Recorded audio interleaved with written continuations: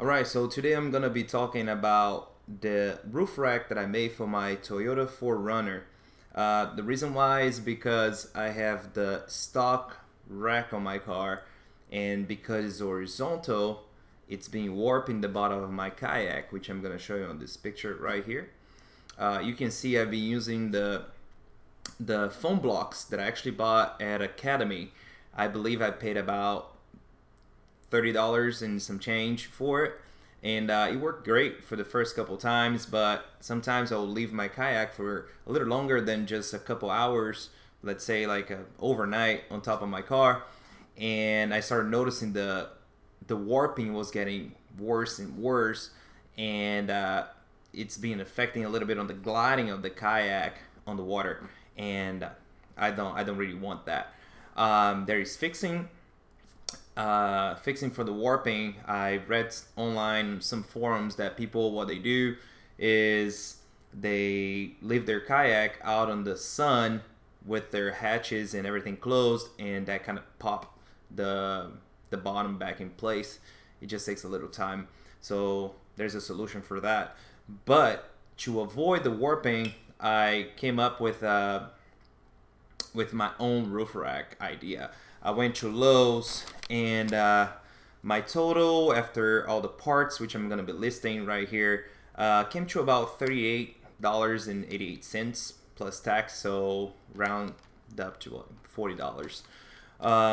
So I'm gonna be listing everything that I had to buy to build this, and let's go build a rack.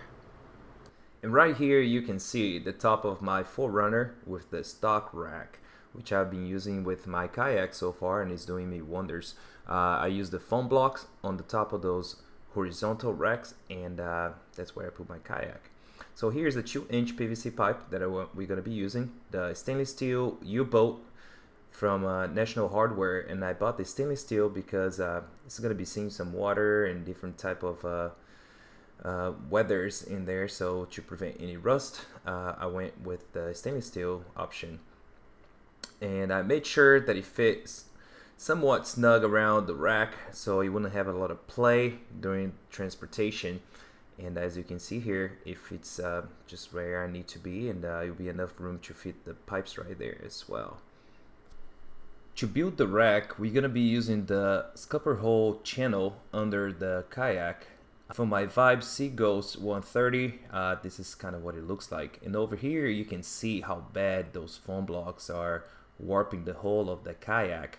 And yes, I do not want that. So the 2-inch PVC pipe will be sitting pretty snug in there.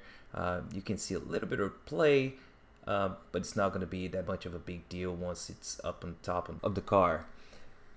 To make sure the pipes are sitting on the right spot, I place them on top of the rack, and I tape down the width of each bar so I can make the holes for each U-bolt and where they will be going. I was also making sure that when the trunk opened, it wouldn't hit the back of the pipes. So I placed them right on the edge, and it was just enough room to open the trunk freely and not hit the pipes. Right here I'll be making the 4 holes on each pipe to where the U-bolts are going to be going through. I started with a smaller drill bit, and later on I had to go wider because it was too much of a tight fit for the U-bolt, and if you pay attention when you buy them, they are open in a V shape. I glued the caps on each of the 2-inch pipes, and I proceed after that on painting the pipes on black. So I used this spray paint that it's a primer and paint all in one, and I did light coats to start, and it doesn't look like light coats at first, but it is a pretty light coat, but because it's a primer it looks a little thicker than the usual spray paint. So I did light coats at first, let it dry for a little bit, and did a full coat on all of them. It took me about 2-3 coats in there to get that glossy look to the pipes, and I let it sit overnight so you be ready and dry for the installation on the next day. And this is the spray paint that I used on the pipes. It cost me $3.98 at Lowe's. Now it's time to start installing the pipes on top of the rack. I had to measure the distance between the two scupper hole channels on the kayak and then center the pipes on top of the horizontal rack on top of my Forerunner. When I attempted to install the U-bolt at first, I had a couple issues because I freehanded the holes on the pipes and I didn't have a bench drill. If you do have one, that's gonna make your life so much easier. I had to go ahead and make larger holes on the pipes to make sure that the U-bolts will go all the way through with no problems. But because the U-bolts come on a slight V shape on the end, they're a little bit wider, they wouldn't go straight down through the holes that I made. So I had to go ahead and get a larger drill bit and widen the holes, and by doing that I was able to fit the U-bolts all the way through with no problems. And one thing that I might do later on is flip the U-bolt upside down. That way the threads will be facing down and the curvy part will be sitting on top of the pipe, avoiding scratching anything. Once both U-bolts were installed on the pipes and the pipes were centered on top of the rack, it was time to tighten everything down and secure them in place.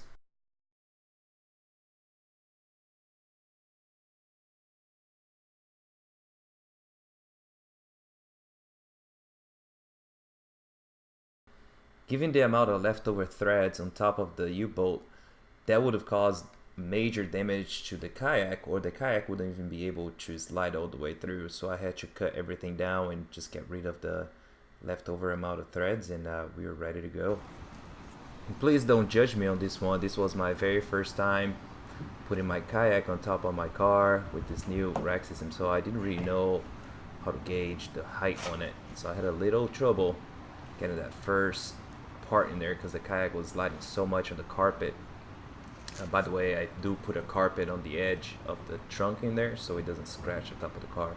So as soon as I get that front part sitting on top of the trunk and not moving, I'm able to just sit it in there up tight, go towards the back, give it a good lift, and all I gotta do is push it all the way across, and voila, it sits right where I need it to be. The bottom is not gonna be warping at all, and just gonna give a good nudge in there. So in the future, what I might be doing is just putting some type of carpet material on the pipes, and that will make it slide very easy.